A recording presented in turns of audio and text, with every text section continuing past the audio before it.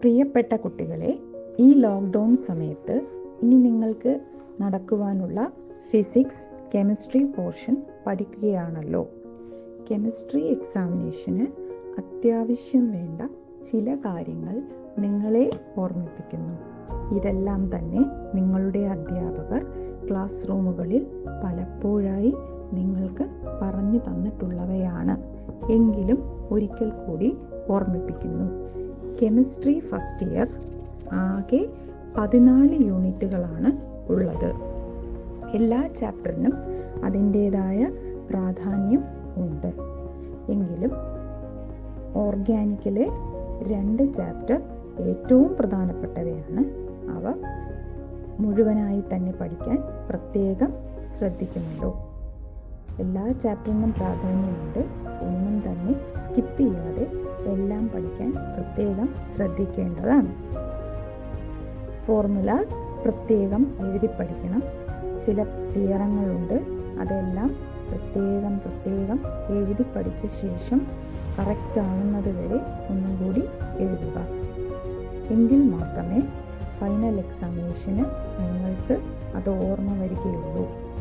Periodic ടേബിളിലെ ആദ്യത്തെ 30 മൂലകങ്ങളും അവയുടെ atomic നമ്പറും അവയുടെ ഇലക്ട്രോണിക് കോൺഫിഗറേഷനും നിങ്ങൾക്കെല്ലാവർക്കും അറിയാമല്ലോ.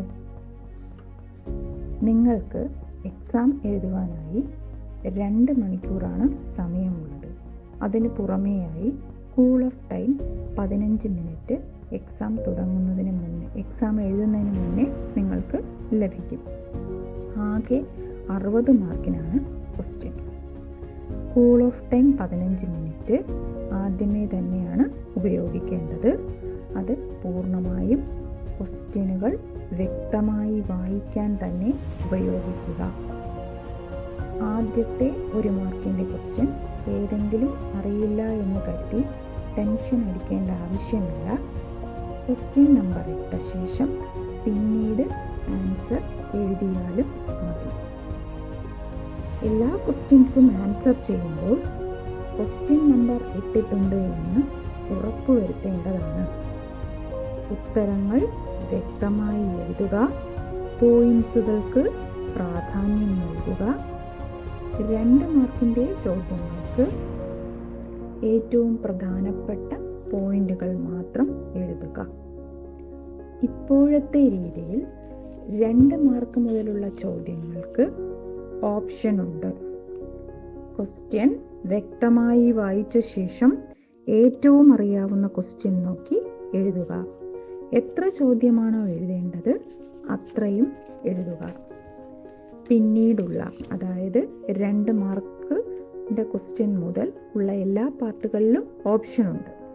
ഓപ്ഷൻ എന്നാൽ 1-2 ചോദ്യങ്ങൾ മാത്രമേ അധികം ഉണ്ടാവൂ എന്ന് നിങ്ങൾക്ക് ഓണം, ക്രിസ്മസ്, മോഡൽ എക്സാം ഇവ എഴുതിയതിൽ നിന്നും മനസ്സിലായി കാണുമല്ലോ. എഴുതാനുള്ള എല്ലാ ക്വസ്റ്റ്യനും എഴുതി എന്ന് ഉറപ്പുവരുത്തുക. അതായത് ഓരോ പാർട്ടിലും എഴുതേണ്ട ക്വസ്റ്റ്യനുകളുടെ എണ്ണം ക്വസ്റ്റ്യൻ പേപ്പറിൽ വ്യക്തമായി തന്നിട്ടുണ്ടാകും. 60 മാർക്കിനുമുള്ള ക്വസ്റ്റ്യൻ എഴുതിയ ശേഷം ബാക്കി സമയം എക്സ്ട്രാ ക്വസ്റ്റ്യൻ എഴുതാനായി ഉപയോഗിക്കാവുന്നതാണ്. സാധാരണയായി പ്രോബ്ലമുള്ള ക്വസ്റ്റ്യൻ കാണുമ്പോൾ കുട്ടികൾ അത് അറ്റൻഡ് ചെയ്യാൻ മടി കാണിക്കാറുണ്ട്. ക്വസ്റ്റ്യൻ വ്യക്തമായി വായിച്ച ശേഷം അതിനാവശ്യമുള്ള ഫോർമുല എഴുതി സബ്സ്റ്റിറ്റ്യൂട്ട് ചെയ്ത് പ്രോബ്ലങ്ങൾ ചെയ്യാൻ ശ്രമിക്കേണ്ടതാണ്. ഇനി ഫസ്റ്റ് ഇയർ കെമിസ്ട്രിയിലെ 14 യൂണിറ്റിൽ ഓരോ യൂണിറ്റിലും ചിലപ്പോൾ നിങ്ങൾക്ക് വളരെ കൺഫ്യൂസിംഗ് ആണെന്ന് തോന്നുന്ന കാര്യം ഓരോ യൂണിറ്റിലും ഓരോന്ന് മാത്രം നിങ്ങളെ ഒന്ന് ഓർമ്മിപ്പിക്കാം. എല്ലാ യൂണിറ്റുകളും പ്രത്യേകം പ്രാധാന്യമുള്ളവയാണ്. അതിലെല്ലാത്തിലും ധാരാളം ഇമ്പോർട്ടൻ്റ് പോയിന്റ്സ് ഉണ്ട്. ഇപ്പോൾ ഓരോ കാര്യങ്ങൾ മാത്രമാണ് പറയുന്നത്. അതും കൺഫ്യൂഷൻ ഉണ്ടാവാൻ സാധ്യതയുള്ളവ മാത്രം. യൂണിറ്റ് 1-ൽ മൊളാരിറ്റിയും മൊളാലിറ്റിയും തമ്മിലുള്ള വ്യത്യാസം വ്യക്തമായി അറിയണം. മൊളാരിറ്റി എന്താണ്, മൊളാലിറ്റി എന്താണ്, ഇവ കണ്ടുപിടിക്കാനുള്ള ഇക്വേഷൻ എന്താണ്, അത് നിങ്ങൾ പഠിക്കുമല്ലോ. അടുത്ത യൂണിറ്റിൽ സ്ട്രക്ചർ ഓഫ് ആറ്റം എന്ന യൂണിറ്റിൽ സാധാരണയായി കാഥോഡ് റേയുടെയോ അല്ലെങ്കിൽ ഇലക്ട്രോൺ, രണ്ടാമതായി കനാൽ റേ അല്ലെങ്കിൽ ആനോഡ് റേ അല്ലെങ്കിൽ പ്രോട്ടോൺ, ഇവയുടെ പ്രോപ്പർട്ടീസ് ചോദിക്കാറുണ്ട്. രണ്ടിൻ്റെയും പ്രോപ്പർട്ടികൾ വ്യത്യസ്തമാണ്, അവ പ്രത്യേകം പഠിക്കുമല്ലോ. യൂണിറ്റ് 3 അതായത് പീരിയോഡിക് ടേബിൾ, അവിടെ കൺഫ്യൂസിംഗ് ആയി വരുന്നത് പീരിയോഡിക് ലോ, മെൻഡലീവ് പീരിയോഡിക് ലോയും മോഡേൺ പീരിയോഡിക് ലോ, അതായത് മോസ്ലിയുടെ മോഡേൺ പീരിയോഡിക് ലോയും എന്താണ് എന്ന് വ്യക്തമായി പഠിക്കുക. യൂണിറ്റ് 4 അവിടെ ആ ചാപ്റ്ററിൻ്റെ അവസാനം മോളിക്കുലാർ ഓർബിറ്റൽ ഡയഗ്രാം വരയ്ക്കുവാനുണ്ട്. അതിന് കറസ്പോണ്ടിങ് ആയുള്ള ഓർഡറും പഠിക്കുവാനുണ്ട്. Molecular orbital diagram boron, carbon, nitrogen എന്നീ മോളിക്യൂളിൻ്റേത് പ്രത്യേകം ശ്രദ്ധിക്കണം. അവ മറ്റുള്ളവയിൽ നിന്നും വ്യത്യസ്തമാണ്. അടുത്ത ചാപ്റ്ററിൽ ബോയിൽ ടെമ്പറേച്ചറും ക്രിട്ടിക്കൽ ടെമ്പറേച്ചറും എന്താണെന്ന് നിങ്ങൾ ശ്രദ്ധിക്കുമല്ലോ.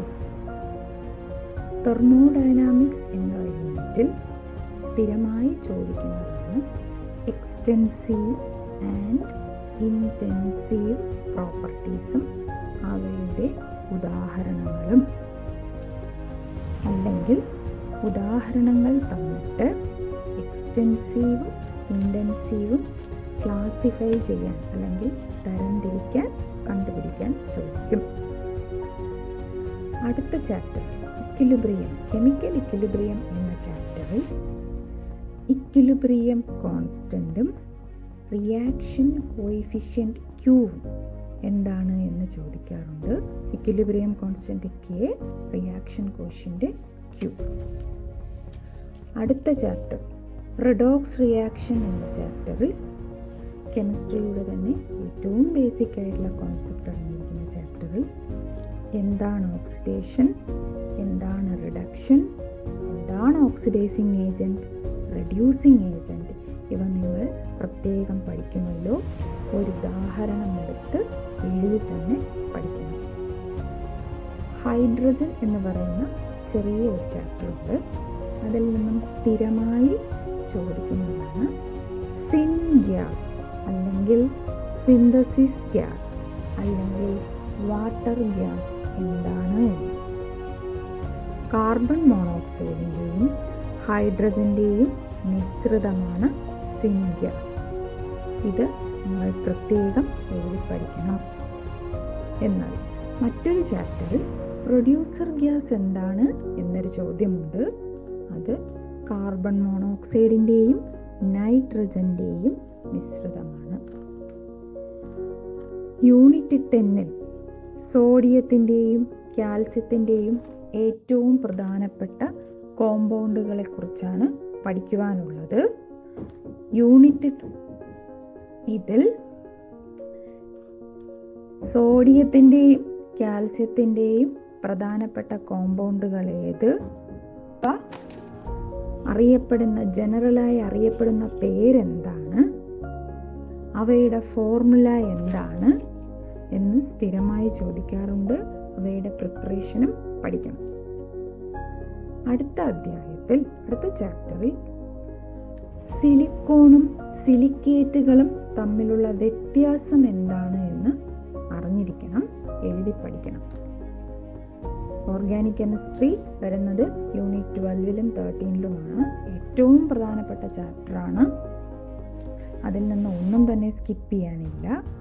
ഓർഗാനിക് കെമിസ്ട്രിയിൽ യൂണിറ്റ് 12-ൽ നെയിമിംഗ് വളരെ പ്രധാനപ്പെട്ടതാണ്. സ്ഥിരമായി നെയിമിംഗ് എന്ന ക്വസ്റ്റ്യൻ ഉണ്ട്.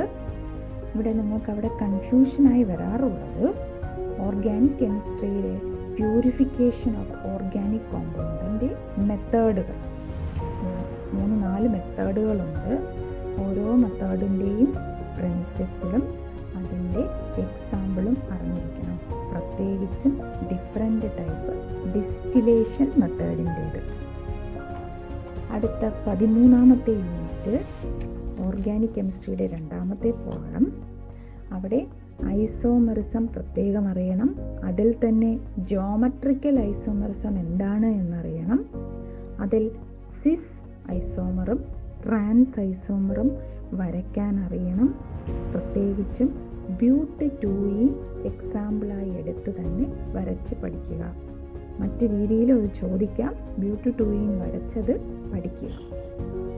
അവസാനത്തെ ചാപ്റ്റർ അത് ഒരു ജനറലായിട്ടുള്ള ടോപ്പിക്കാണ്.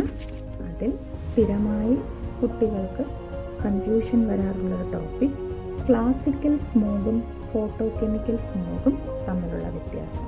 അതും നിങ്ങൾ പ്രത്യേകം ശ്രദ്ധിക്കേണ്ടതാണ്. എല്ലാ ചാപ്റ്ററുകളും പ്രധാനപ്പെട്ടവയാണ്. പഠിക്കുന്ന പോർഷനുകൾ മുഴുവനായി പഠിക്കുക. ഓപ്ഷൻ ഉണ്ട് എന്ന് കരുതി ഒരു ചാപ്റ്ററും വിട്ടുകളയരുത്. അപ്പോൾ ഈ സമയത്ത് നിങ്ങൾ കെമിസ്ട്രിയും ഫിസിക്സും പൂർണ്ണമായും പഠിച്ച് വളരെ നല്ല രീതിയിൽ എക്സാം എഴുതാൻ സാധിക്കട്ടെ, നിങ്ങൾക്ക് സാധിക്കട്ടെ എന്ന് ആശംസിക്കുന്നു.